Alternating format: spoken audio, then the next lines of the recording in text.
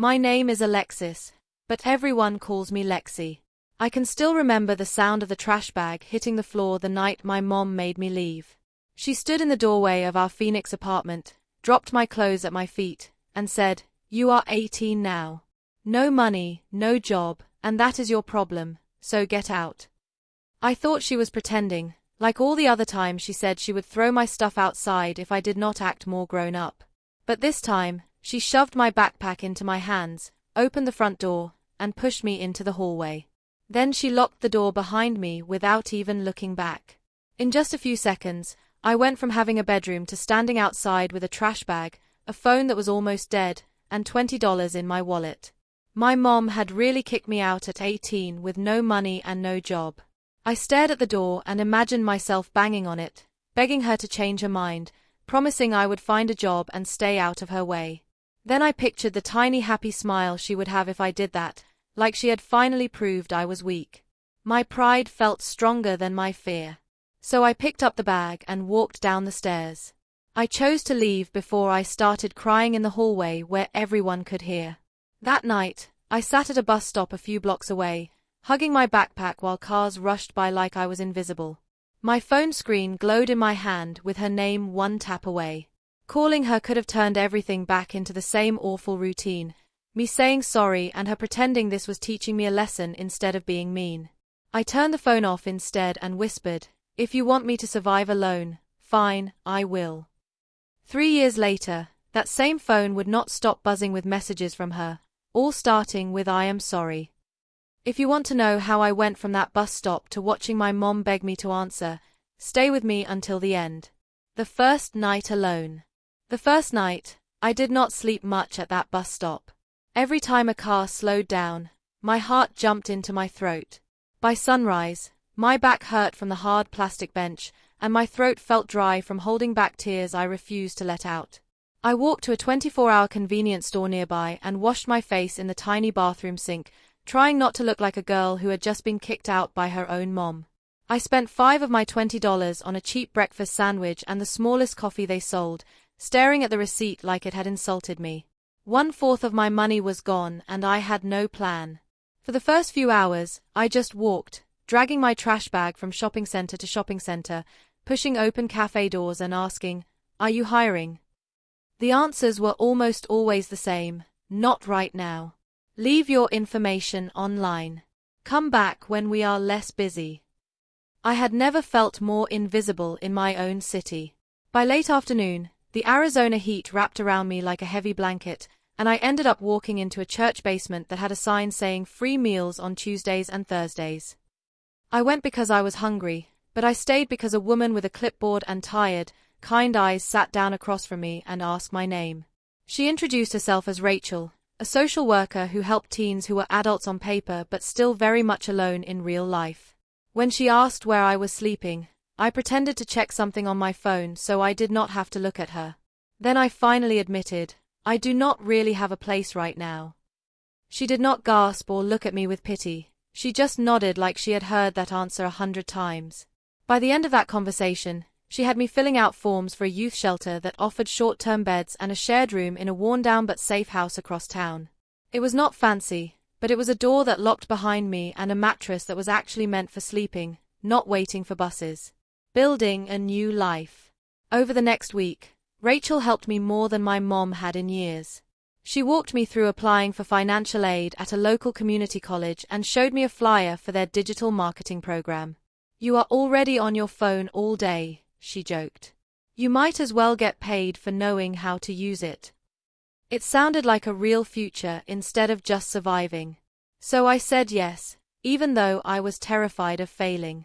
At the same time, I worked harder on finding a job. After a few more rejections, a tiny independent coffee shop in Phoenix finally hired me for early morning shifts. The pay was minimum wage and my feet hurt all the time. But every paycheck felt like proof that my mom was wrong about me. I added a second job, delivering food in the evenings, biking cheap plastic containers of takeout to apartment buildings and office parks for people who would never know their driver was sleeping in a shared room and counting every dollar. To make my money last longer, I started playing a game with myself in grocery stores, How many meals can I make out of $10 if I only buy store brands and sale items? I threw together strange combinations: canned beans with boxed macaroni, frozen vegetables with instant rice, and discovered some of them actually tasted good. One night, just to try it, I propped my cracked phone against an empty cereal box, hit record, and filmed a shaky video explaining how I made 3 dinners from the clearance section. I posted it to TikTok under the name Emergency Eats, half as a joke and half as a diary of how I was staying alive. At first, it got maybe 20 views. 1 or 2 comments from strangers saying things like, "Thanks, I needed this. I am broke too." But that tiny bit of connection warmed a part of me I thought was dead. While my mom pretended I did not exist, complete strangers were telling me my ideas helped them. I still did not call her. I did not text, did not check in, even when the loneliness felt like a physical weight pressing on my chest at night. She was the one who said, "If you want to survive alone, do it." So I did. I worked. I studied.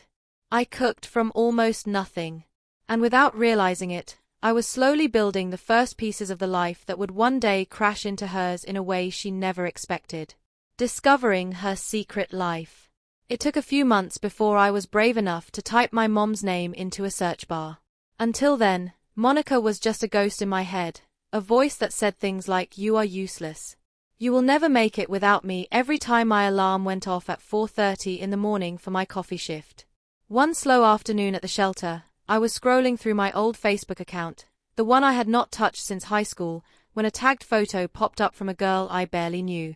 I almost scrolled past it until I recognized the profile picture in the corner. My mom, Monica Carter, smiling like she had never slammed a door in her life. In the photo, she stood next to a man in a nice button-down shirt and a teenage girl in a sparkly dress. All 3 of them posed in front of a shiny SUV outside a big house in a nice Phoenix suburb. The caption said, "Dinner with the Harpers. Love this little family." My stomach twisted. I clicked on the man's profile and saw the name Elliot Harper, owner of Harper Auto and Detail, a chain of high-end auto shops around the valley. His timeline was full of pictures of custom cars, charity events, and one recent post of him and my mom at a fundraiser. She was wearing a dress I knew there was no way she bought on a hotel assistant manager's salary. The teenage girl was tagged too. Her name was Kayla Harper, 17. All winged eyeliner and designer sneakers, posting haul videos from luxury malls like it was nothing. What hit me hardest was my mom's caption under one of Kayla's photos. She had written, "So proud of my girl. She turned my life around after a really hard season." There was no sign that I had ever existed. No old photos, no mention of a daughter who had supposedly decided to run off and travel the world. It was like she had deleted me and replaced me with an upgraded model. The stolen savings. Curiosity started buzzing louder than the hurt, so I went deeper. On one of Monica's posts, an old neighbor commented, "How is Alexis doing? I have not seen her in forever." My mom replied, "Oh, she left home to travel and figure herself out.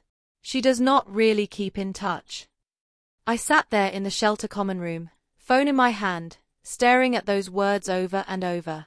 In her version of the story, she did not kick me out with a trash bag. I just drifted away like some free spirit who chose not to call. That lie stung almost more than that night itself.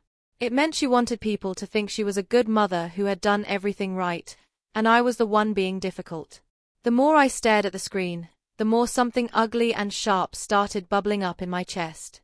I remembered all the weekends in high school when I skipped hanging out with friends to work extra shifts at the grocery store and the diner, stuffing cash into an envelope in the back of my closet labeled college.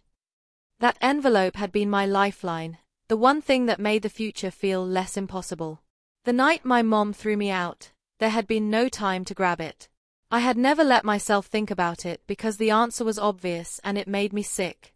Now, with my heart already broken open, I dug into my old bank account instead, the one I had used to deposit paychecks when the envelope felt too full to keep in the apartment. The account had been sitting empty since I left. I pulled up the history and scrolled back to the week of my 18th birthday. There it was, in cold digital numbers, a withdrawal that tempted almost everything I had. done in person at a branch near our old apartment. The same day my mom told me, "You are 18 now. I am done."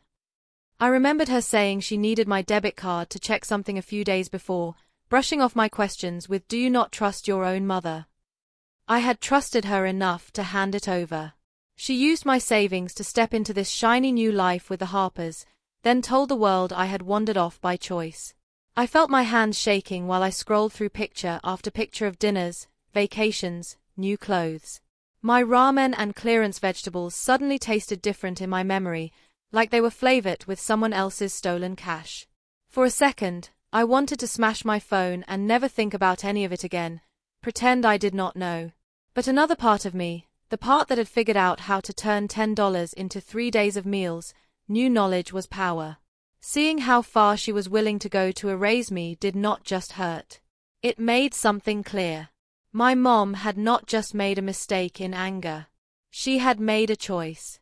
She chose a nicer house, a richer man, and a picture-perfect stepdaughter over telling the truth about what she had done to her own kid. I locked my screen, pressed the phone against my chest, and realized this was not just a sad story about being kicked out. It was the beginning of something else, something that would eventually bring her perfect little world crashing down without me ever touching a single brick. Fighting through the pain. Finding out what my mom had done did not make me feel powerful at first. It made me feel hollow. For a few weeks after I saw those photos and that bank withdrawal, everything in my life went out of focus. I still woke up at 4:30 for my coffee shift, but I moved like a robot, steaming milk and calling out names while my mind replayed that comment, "So proud of my girl," over and over. My customers would tell me to have a nice day and I would smile automatically, but by the time my shift ended, my cheeks hurt from pretending. I stopped filming little cooking videos for emergency eats, telling myself it was just for a few days until I felt better. Those few days turned into almost a month. The app sat on my phone like a reminder of a version of me who actually believed people wanted to hear what she had to say. The youth house where I stayed had a curfew, and every night I would lie on my thin mattress staring at the ceiling, scrolling through Kayla's perfectly filtered life until my head hurt. Part of me hated her, but another part just felt small, like I had lost a game I did not know we were playing. One morning, I showed up late to the coffee shop, eyes puffy from crying until 3 a.m., and my manager pulled me aside. "This is the 3rd time this month you have been late, Lexi," he said, not mean but firm. "I like you, but I cannot keep you if this continues." Something about hearing those words out loud snapped me back to the bus stop, to the feeling of being one mistake away from having nowhere to sleep. I mumbled an apology and promised to get it together, then barely made it through the shift without breaking down. That afternoon, instead of going straight back to the youth house, I went to see Rachel. She was in her cramped office at the shelter, surrounded by stacks of files and a crooked motivational poster. She took one look at my face and said, "Close the door. Sit down. Tell me what happened." I told her everything in one long ugly rush, the photos, the comments, the bank withdrawal, the way my mom had rewritten the story to turn me into the bad guy who ran away. By the time I finished, my voice was shaking and my eyes felt raw. Rachel handed me a tissue but did not say the usual things people say, like she probably did her best or maybe she did not know what she was doing. Instead, she said quietly, "Sometimes the most dangerous thing for us is the story people tell about us when we are not in the room. You cannot control that, but you can control the story you tell about yourself." Finding my voice again. A few days later, my friend Jordan from class noticed that I had stopped posting on emergency eats. We were studying together in the library when he glanced at my phone screen and asked, "Hey, why did you stop making those cooking videos? They were actually good." I shrugged and said, "It is stupid.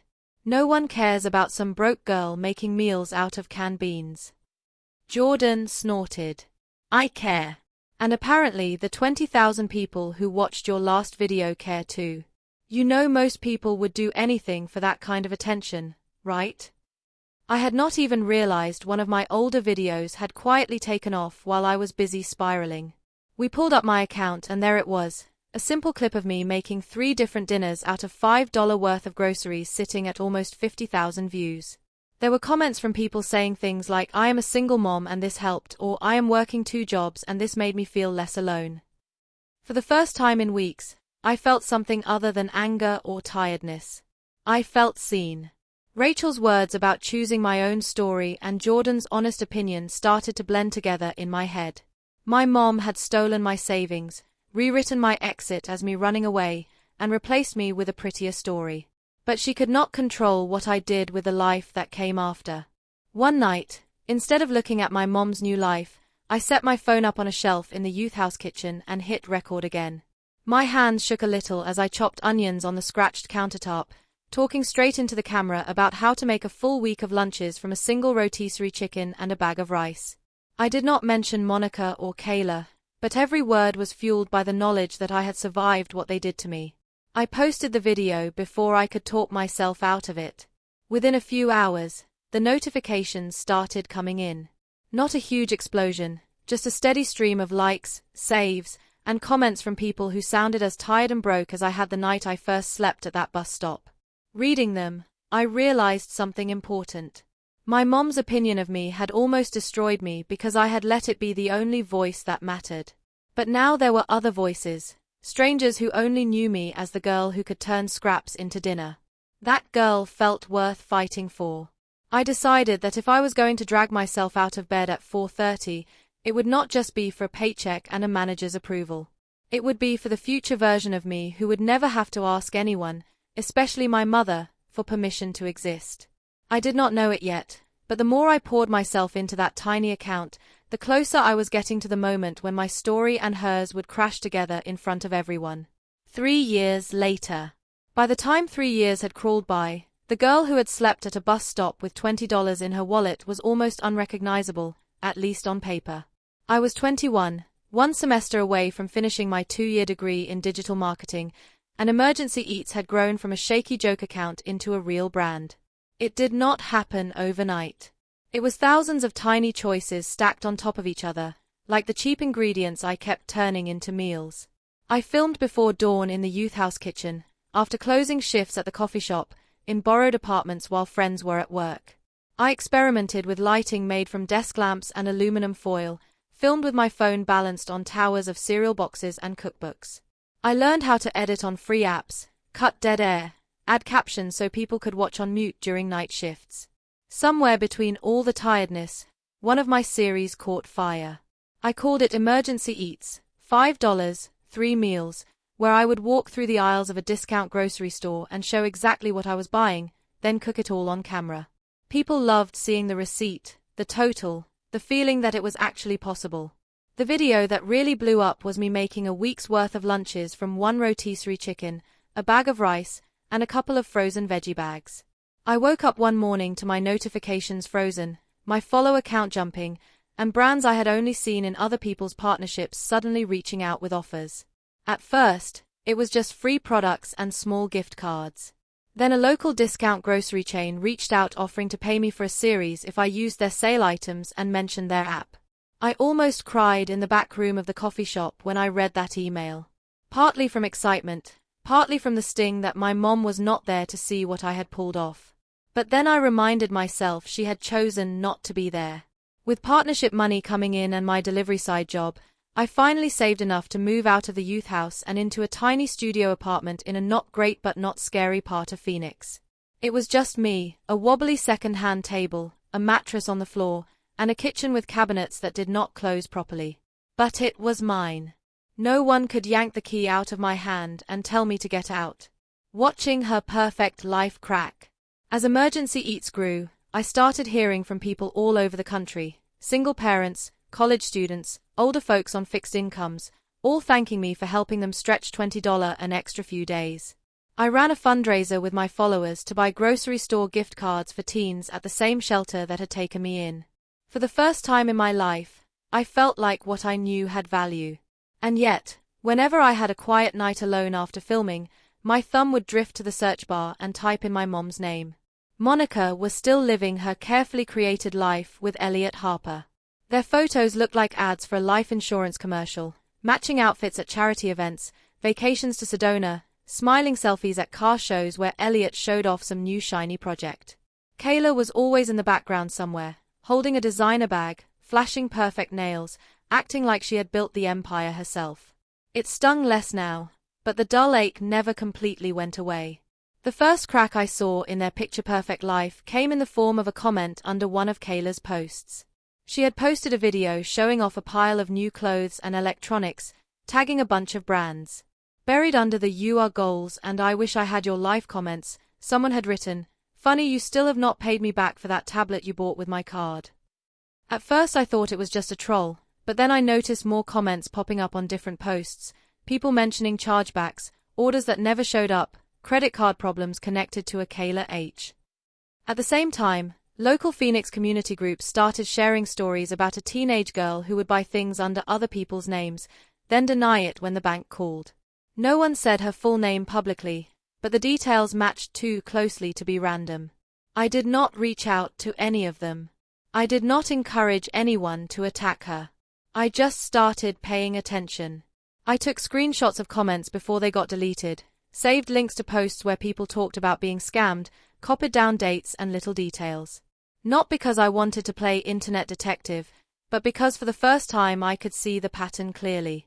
While I had been learning how to stretch every dollar, they had been learning how to squeeze every loophole. Every time I scrolled through Monica's profile, it struck me how desperately she tried to sell the story that she was a hero mom who had rescued a lost teen and built a perfect family. There was still no trace of me anywhere. No photos of the daughter she had literally shoved out her front door. I felt anger, sure, but there was something else too, a strange kind of distance. 3 years earlier, that erasure would have destroyed me. Now, with my own tiny empire built on rice, beans, and honesty, it just made her look small. Telling my truth. One afternoon, after filming a sponsored video about making emergency meals with pantry staples, I sat down at my crooked table, opened my laptop, and stared at the Emergency Eats homepage. My audience knew the tips and tricks, the recipes, and hacks. What they did not know was why I had started in the first place. They saw the girl who joked about being broke, not the 18-year-old who had watched her mother choose a richer man over her own child and then lie about it. I thought about Rachel's words about owning my story and Jordan laughing at me for not seeing my impact. My mom had been telling her version of the story for 3 years, the one where I was a selfish kid who walked away. Because of that, she had landed herself in a life surrounded by expensive things and a stepdaughter who treated fraud like a hobby. The irony was that I did not have to make anything up to make her look bad. All I had to do was finally tell the truth on the one platform I knew she could not control. The idea sat in my chest like a warm coal for days. I went back and forth, thinking about whether it was right. I did not want anyone attacking her, and I did not want to become the kind of person who used their platform to destroy lives just because they could. But this was not some small grudge. This was about a pattern of lying, stealing, and rewriting reality at the cost of anyone who got in her way, including her own kid. One night while editing a new recipe video, I opened a fresh project and titled it "My Mom Kicked Me Out at 18 with No Money and No Job." I stared at the words for a long time before closing my eyes and hitting save. I was not ready to record it yet, but for the first time, I knew exactly how I wanted this story to end. And it did not involve me staying quiet while she pretended none of it had ever happened. Recording the truth. I did not hit record on that story video for weeks. The file just sat there on my laptop, the title staring back at me every time I opened my editing software. My mom kicked me out at 18 with no money and no job. It looked dramatic even to me, and I had lived it. I kept telling myself I was too busy, that I should focus on recipes and brand deals. But deep down, I knew I was stalling because once I put that story out there, there was no taking it back. One night, after finishing a batch of recipe clips, I found myself alone in my tiny studio. The only light coming from the ring light I used for filming. The desert heat was still clinging to the walls even though the sun had been down for hours. I could hear my upstairs neighbor's TV and the faint hum of traffic. It felt like the kind of night when people make choices they cannot undo. I set up my phone on the tripod, sat at my wobbly table, and for once there were no bags of rice or cans of beans in front of me. Just me, a glass of water, and the truth. I took a deep breath, hit record, and started talking. I did not write it out word for word, but I knew the main points. I told them my name, my age, the city I lived in. I described the sound of the trash bag hitting the floor, my mom's voice telling me I was 18, broke, jobless, and therefore no longer her responsibility. I talked about sitting at that bus stop with $20 in my wallet and nowhere to go. About washing my face in a convenience store bathroom and pretending I still had a home. I told them about Rachel at the shelter, the early morning coffee shifts, the delivery runs that left my legs shaking. Then I told them about emergency eats and how the channel started because I needed to prove to myself that I could make something useful out of almost nothing. I almost stopped there, but Rachel's words echoed in my head, "You can control the story you tell about yourself." So I told the rest. I told them how I had looked my mom up online and found her new life. How she had replaced me with a richer man and a ready-made stepdaughter and told people I had just decided to leave and not look back. How the money I had saved for college had quietly disappeared right before my birthday, taken out of my account and never spoken of again. I did not say her last name. I did not mention the city she lived in now or show any pictures. I blurred every screenshot I used and changed small details that were not important to the truth. I said the only thing that mattered was the pattern, parents who choose to rewrite the story instead of owning what they have done. Before I finished, I leaned closer to the camera and made something very clear. I said, "Listen, if any of this sounds familiar to you, do not go digging or trying to guess who my mom is. Do not send hate to anyone you think might be involved. That is not what this is about. This is about people who have been told they do not matter realizing they do. If you want to do something, tell your own story instead of attacking mine." When I played the recording back, my voice shook in places, but I sounded calmer than I felt. I edited the video down to about 12 minutes, added subtitles, and uploaded it with the title "My Mom Kicked Me Out at 18 with No Money and No Job." Here is what happened next. My finger hovered over the post button for a long time. Then I pressed it, locked my phone, and forced myself to go wash dishes before I could watch the numbers. The internet connects the dots. For a few hours, nothing seemed different. I answered some emails, prepped ingredients for the next recipe video, tried not to think about whether my mom would ever see this. Then, sometime after midnight, my phone buzzed so hard it almost slid off the counter. When I picked it up, my notifications were a blur. Comments poured in so fast I could not keep up. People telling me their own versions of that story. Parents apologizing on behalf of moms like mine. Kids saying this happened to me too, with different details but the same hollow ache. Most of them did exactly what I had asked. They focused on their own survival, their own healing. But the internet is full of people who love puzzles. It did not take long before a few comments started to ask careful questions. "Wait, did you grow up near this part of Phoenix?" Someone else said, "I think I know this hotel chain you are talking about." And then, buried under hundreds of replies, a comment I could not ignore. It said, "If this is who I think it is, your mom has been telling everyone for years that you ran away and refused to talk to her. I used to work with her. We all thought you were some wild child who abandoned her. If this is you, I am sorry for believing that." I did not respond, but my hand shook as I scrolled. I never asked anyone to go to my mom's page. I never once mentioned her by name. But people talk, and Phoenix is not as big as it looks.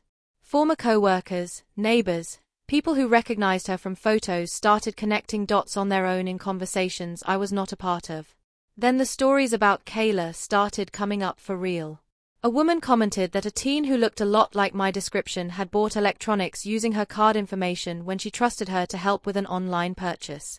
Someone else mentioned repeated chargebacks tied to the same last name at Elliot's auto business. They did not say her full name, but they said enough. I did not highlight those comments. I did not like them. I did not need to. They took on a life of their own. A few days later, an email popped into my business inbox from a name that made my chest clench. Elliot Harper. He introduced himself politely, said he had seen my video after someone sent it to him, and that parts of my story felt disturbingly familiar. Then he asked one question: "Was your mother's first name Monica?"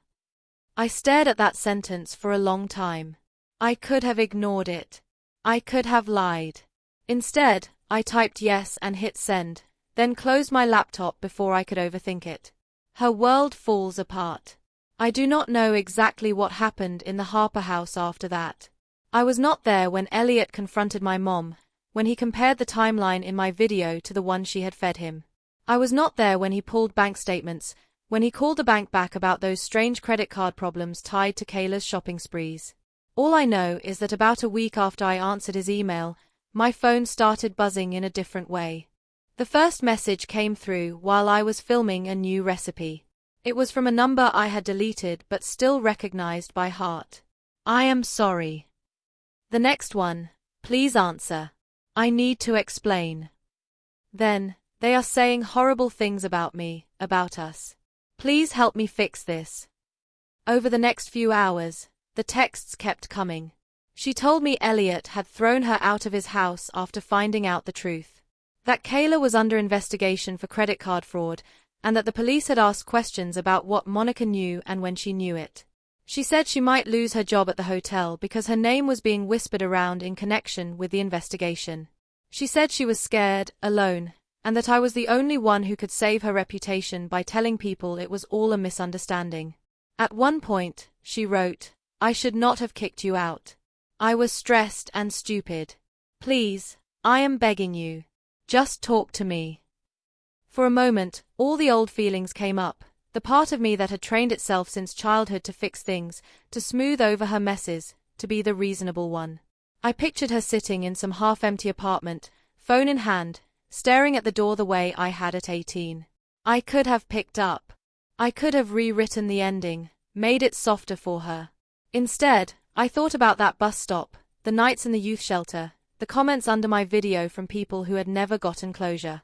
I thought about how she had told an entire world I had walked away when she was the one who shut the door. I looked at her last message, please save me. And I realized she still did not see me as a person, just as a tool, a public relations strategy, a shield. My phone kept buzzing in my hand. I opened our message thread one last time, read it from the beginning, from the first I am sorry to the last please, I need you.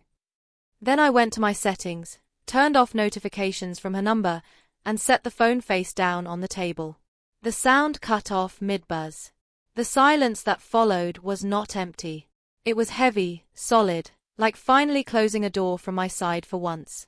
For the first time in my life, my mom needed something from me, and I chose to say nothing. And somehow that quiet felt louder than every scream I had swallowed the night she kicked me out. Moving forward. In the weeks after I turned my phone face down on that table, the noise around my story slowly shifted from chaos to something quieter, heavier, more permanent.